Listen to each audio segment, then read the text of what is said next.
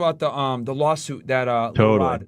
Rod So now we've got all these data points. Let's like zoom out and yeah. sort of talk about like and not really mince words. Like everything I'm about to say is kind of speculation, right? Okay. All Based right. upon the evidence that we have. Okay. So just treat everything I'm about to say like speculation. And I'm Okay. just going to not This mince is just words from about the what I facts that kind of you've think. gathered. This is And it's like, just my opinion, yeah, but the facts you've gathered. This is kind of the conclusion that you've come to, right? yeah, From from what looking we at the know right now, it lawsuits. looks to me like Diddy was running a sexual blackmail ring in the music industry on behalf of his mob handlers, that is like the background of the music industry and has been for a long time. And so he's running this sexual blackmail ring by basically being in the middle of Hollywood. He's famous. He throws all these crazy parties, and those parties sort of have tiers where like lots of people get invited, and then the after party is sort of like if you know, you know, and you can stay. And definitely they're definitely like all fucking each other, but they're also pretty clearly also fucking young stars like Justin Bieber, like Usher when he was younger. Lots of those guys, lots of boys, lots of girls. But it also sounds like they are trafficking children in from the trafficking industry, like not kids of fame, not kids from Hollywood, but actually just like disposable children. Mhm. And I'm starting to suspect that lots of kids are being killed or just dying from this abuse or from some of the like more sick, dark kind of rooms that are happening at some of the parties, probably. Because that's kind of coming out of the whistleblower space, and people are still afraid to talk about that more like, the unalive kind of stuff. He's definitely there's drugs everywhere, every direction. Everyone's doing all kinds of drugs, willingly and unwillingly, and we know that from lots of lawsuits. Yeah. And it all adds up to sort of like the guy was put in place in order to manage our culture, in order to manage the music industry, in order to create blackmail and create debauchery, to fill the prisons, to sort of like debase the culture, to undermine the family, to undermine black culture. Like it just looks like that's what's been going on for decades here. And then he starts to get high on his own supply of power and just like gets more and more reckless and more and more reckless. And they are protecting him all through this time. But it seems like eventually it got hard enough to protect him, or enough came out, or like maybe like it kind of looks like Cassie just was brave enough to file a lawsuit at the right time when it was like the climate was such that it was hard to kind of put a lid on it, and her lawsuit was salacious enough, and then it spurred enough other people to want to file lawsuits that they were kind of like did the math and realized like we got to cut ties with Diddy. We can't protect him from this, and he's already a liability. And I assume they've already got Jay-Z ready to step in and fill his shoes, because everyone in the industry is talking about how Jay-Z is just as bad as Diddy. Jay-Z's at all these parties, DJ Khaled is at these parties, Drake is at these parties. All these guys are fucking each other. They're all swapping wives, and they're all swapping booty holes. They're all throwing baby oil around like crazy.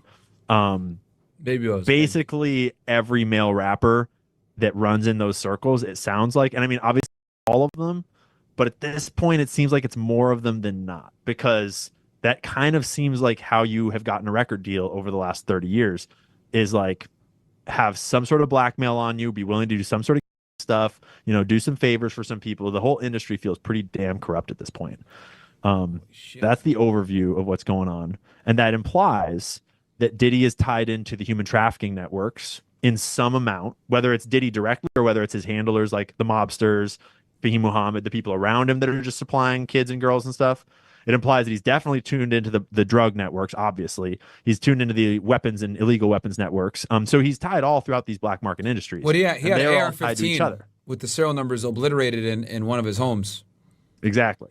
So it's hard to understand exactly how much Diddy was in charge of his operation, but I find it impossible to believe that he was actually at the top in any way. Like, both from how he was brought up and put into position by Clive Davis, and then later Lucian Grange was overseeing him. Same early life story. And Lucian Grange is the CEO of Make their Universal Music Group, pockets and go. Universal is like 1/3 of the music industry right now.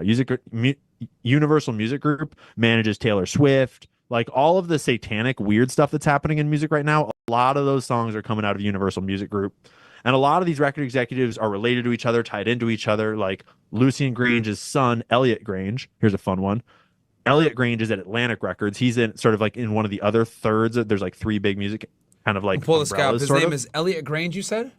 Yeah, Elliot Grange. Okay. That's Lucian Grange's son. Lucian is in charge of Diddy and Universal Music Group. Elliot Grange is coming up through the ranks over at Atlantic Records, and he just recently changed and got a new position and got elevated. But Elliot is in charge of Ice Spice, right? Okay. And you remember how Ice Spice suddenly is best friends with Taylor Swift?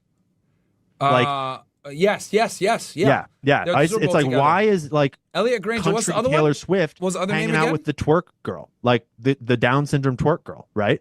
Who's the other? Elliot. I got Elliot Grange here, and then who was the other one? His dad, Lucian Grange. Lucian Grange. Let me look this up. And I look at the early life every single time. And so Elliot Grange is like coming up through the ranks, and his star that he brought on the scene is Ice Spice. Like that's his like twerk star, and she's his number one star. And then it just so happens that his number one star, Ice Spice, just happens to become best friends with Lucian Grange's number one star, like Daddy's top star, Taylor Swift. So to me, that looks an awful lot like Taylor Swift has a contract for her boyfriend and she has a contract for her best friend. And that's how you can start to promote this like degeneracy in the Taylor Swift crowd by just get Ice Spice up there with no clothes on and make her shake her ass. Like, because that's all she does. Upside down cross of the Super Bowl and all this other bullshit thrown up satanic signs. Absolutely. Yeah. And so that's just to show that like the whole music industry, they're all tied together. Like they all know each other. They've all worked together. They've all brought each other up. Almost every single one of the executives, and a lot of them probably or certainly have ties to the mob in various forms.